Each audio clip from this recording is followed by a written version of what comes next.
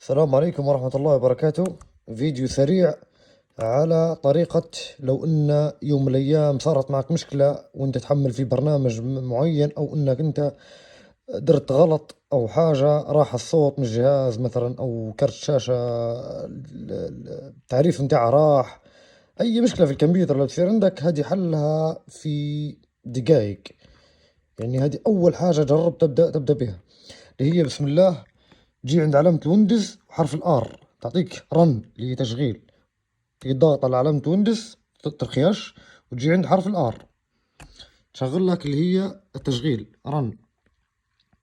تكتب RSTRUI بس، هذه حدها اللي هي RSTRUI اللي هي ريستوريا، نقول لها هناك اسمها اللي هي استرجاع، وتعطي اوكي. تفتح لك اللي هي ريستور سيستم فايلز اند سيتنجز، اللي هو ترجع لك الكمبيوتر في ساعة معينة او وقت معين.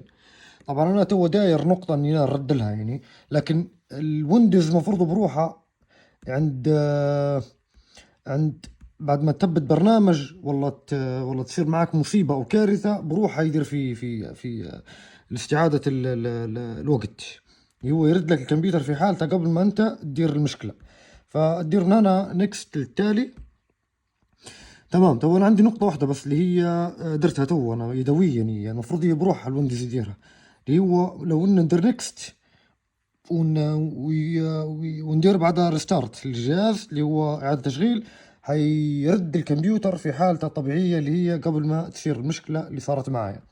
الطريقة هذه شغالة في الويندوز اكس بي 7، ويندوز 8، ويندوز 10، 11، كلن نفس البرنامج شغالين به من يوم ما طلع الويندوز. نجربوا سيدي ندور نكست توا. حنقول للويندوز سي، ندير نكست. خلاص تمام. حيقول لي حنرد لك الكمبيوتر راهي يوم تاريخ اليوم اللي هو 5/2 الساعة 12:21 اللي هو حيرد لك الكمبيوتر في الساعة دي. ندير له فينيش. خلاص حيقول لي حيحتاج انه هو حيدير اعادة تشغيل بدون ما شنو ما توقفش او تطفي الكمبيوتر. ندير له يس. خلاص توك يبدأ يدير في إرجاع للكمبيوتر في الساعة اللي هو قبل ما تثبت برنامج أو قبل ما صارت حاجة. تو حيدير إعادة تشغيل الكمبيوتر وحيرد للوقت اللي كان فيه. دمتم في رعاية الله وحفظه وتوفيقه. هذا فيديو سريع وحل لمشاكل بدون ما توجع راسك، ترد الكمبيوتر في حالته الأصلية. السلام عليكم ورحمة الله وبركاته.